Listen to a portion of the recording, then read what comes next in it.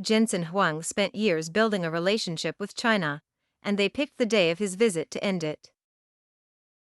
On May 15, while Nvidia's CEO stood in Beijing alongside President Trump for a summit with Xi Jinping, Chinese customs officials added the RTX 5090 DV2 to their list of banned goods. The chip wasn't just any product. It was a graphics card Nvidia engineered specifically for the Chinese market, designed from the ground up to satisfy both Washington's export restrictions and Beijing's demand for high-performance computing. China banned it anyway. The timing wasn't coincidental.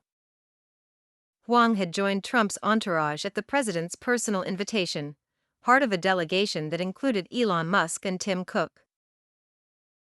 The trip was framed as a goodwill mission, a chance to reset U.S.-China tech relations after years of escalating restrictions.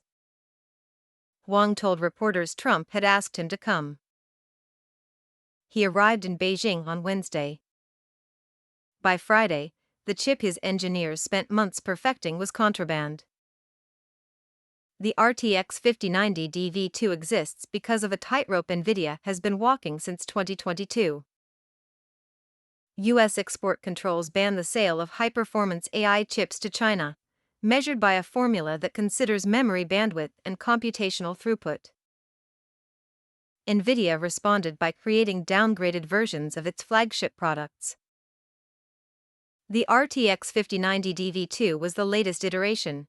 It kept the powerful GB202 architecture and 21,760 CUDA cores, but dropped the memory from 32 GB to 24, and narrowed the memory bus from 512 bits to 384. On paper, it slipped just under the threshold that would trigger U.S. export restrictions. Nvidia launched it in August 2025. It lasted 9 months. China's stated reason for the ban is self-reliance.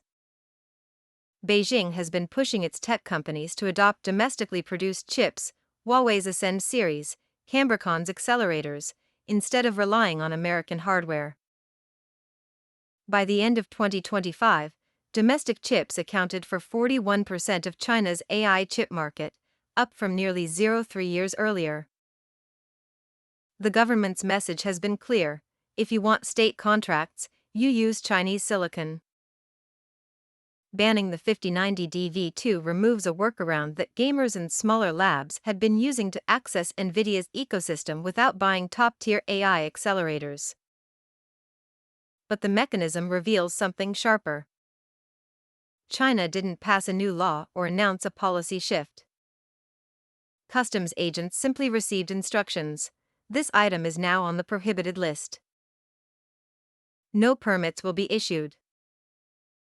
The change took effect while Huang was still in the country, which means Beijing's bureaucracy moved with unusual speed, or had prepared the decision in advance and chose the moment for maximum effect. Either interpretation sends the same signal.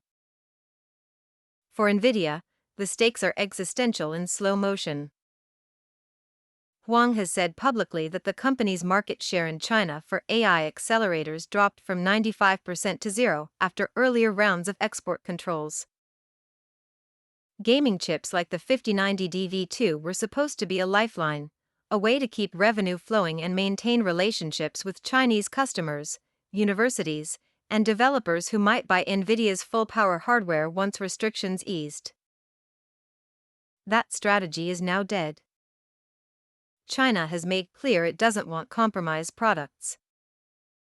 It wants Nvidia out, or it wants nothing. The collapse of this middle ground leaves Huang in a position he has spent his career avoiding.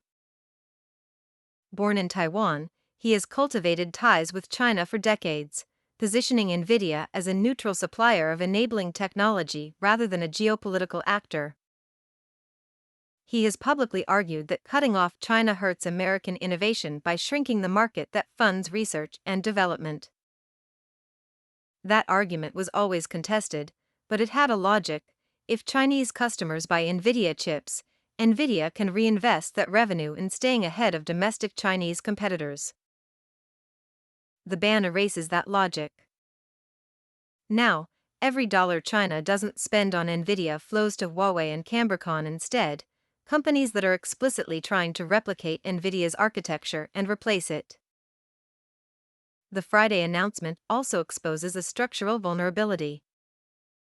Nvidia designed the 5090 DV2 to comply with rules set in Washington. But those rules assumed that legal compliance would be enough, that if a chip met the technical specifications of export control law, it could be sold. China just demonstrated that legal compliance is irrelevant when the other side controls the border. The chip was never illegal under US law. It's illegal under Chinese customs procedure, which can change at any time, for any reason, without warning. That makes every future compromised product Nvidia designs a hostage to two governments' shifting priorities. Huang left Beijing a few days later. Nvidia's stock dipped, then recovered. Investors have seen this cycle before. But the relationship he spent years building is now a historical artifact. The ban doesn't just block a product. It ends the idea that Nvidia could engineer its way out of the US-China tech war by building chips that satisfied both sides. There is no satisfying both sides anymore.